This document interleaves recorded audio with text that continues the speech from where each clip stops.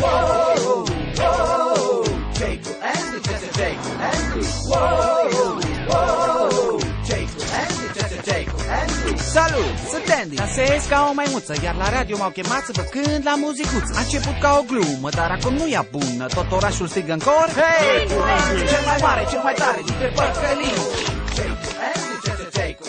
Sunt un pop, un factor, un artist, un sport.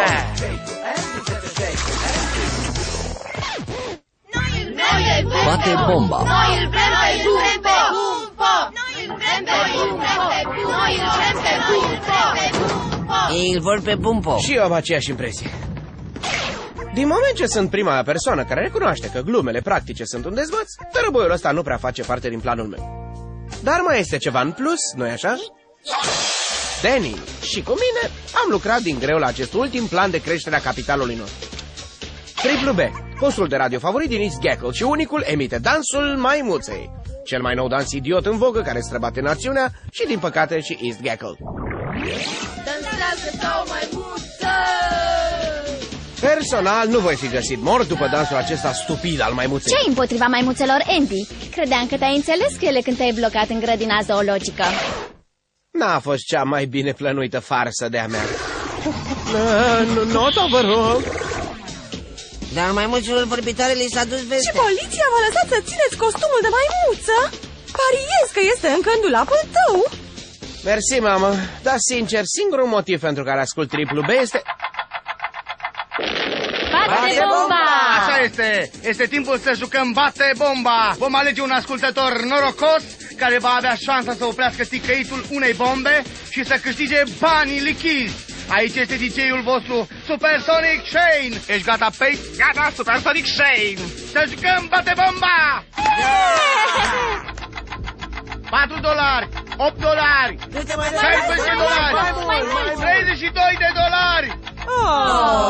Știi ceva, Pet? Tocmai ai bătut bomba! Ceasul de-abia începuse să bată. Țineți minte, în fiecare vineri, câștigătorul marelui premiu în bani îl va primi personal de la Miss East Gackle și maimuța ce dansează!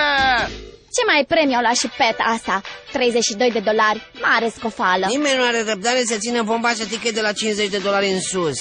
Asta fiindcă n-am jucat eu până acum. Hai, nu zău, chiar crezi că cei de la radio vor alege numele tău, maimuțică? Ținând cont că Danny și cu mine am umplut câteva dozine de cărți poștale cu numele și telefonul meu pentru a le trimite la Bate bomba, chiar cred. O, da, ce plan grozav. Mai vedem noi.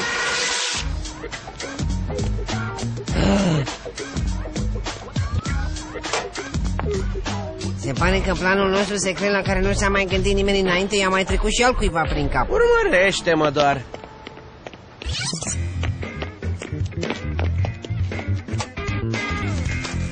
Poșta. Acum trebuie doar să așteptăm telefonul. Banilor, iată că sosim. Știi, Andy, cu toată lumea care trimite cărți poștale... Știu, dar tot orașul se înnebunește după Bate bomba. Cum putem să găsim un avantaj din această situație? Cred că am un plan care se coace. Vino, ăsta va fi dulce. Toate sistemele gata de plecare, capitane. Formați numărul, doamnă Wibbles. Răspunde.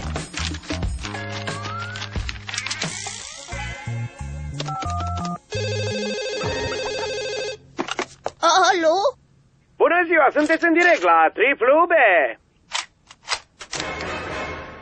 Credeți că sunteți gata? Pentru că e timpul să jucăm Bate bomba. Da, sunt gata. Așa, deci gata, începem. $4, $8, $16. Stop! Citiți, doamnă Wibbles? Da? V-am prins! Toate farsele sunt produse autorizate ale producătorilor experți în farse. Este clar că e o copie. Doamne, nu vine să cred că s-a oprit la $16. Hai să mai facem o dată. Bine, hai acum să-l sunăm pe capul ăla pătrat pe care sora mea îl crede așa de grozav. Craig Bennett. Am să-i detonez explozia. Am să-i plătesc o monedă lui Craigie Poo. Alo? Craig Bennett, este timpul să bați bomba! Da, dați drumul! Bine, să începem. $4, minus $8, minus $16, minus $32. Hei, nu așa funcționează jocul ăsta! Minus $64. Stop! Ei bine, Craig, se pare că bomba tocmai te-a bătut. Acum datorez fostului triplu B $64. Dar eu nu am 64 de parai, normal. Atunci că poate ne vei da noua ta bicicletă pe care ai primit-o de ziua ta. Ia și apărătoarele pentru Hei, role. așteaptă! De unde știi ce am primit de ziua mea? Te-am prins, fraiere! Nu-mi vine să cred că aproape l-am făcut pe Craig să ne dea noua lui bicicletă. Mamă, cine ar putea fi mai fraier decât ăsta? Nu poate fi decât unul singur. Martin Bonwick! Familia Bonwick, sunt Martin. Martin, aici este Dynamo D de la Triple B. Ești pregătit să bați bomba? Să bat ce? Să bați bomba, nu știi jocul ăla la care trebuie să pui stop înainte ca bomba să explodeze și câștigi bani lichizi? Un telefon care să-mi ofere mie bani. Aceasta trebuie să fie ziua mea norocoasă. O să fii sigur, băiete. Acum, hai să jucăm. $4, $8, $16, $32, $64, $128, 256 de dolari, $512. Stop! Am câștigat! Da! Tocmai am câștigat $512!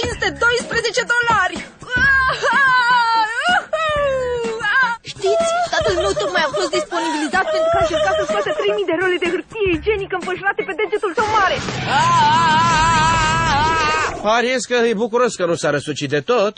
Wow! Banii ăștia au picat exact la țang, mulțumesc! De-abia aștept să iau banii, pa! Știi? Nu i-am zis te-am prins. Da? Ei, mă rog, sunt sigur că își va da seama că a fost o glumă.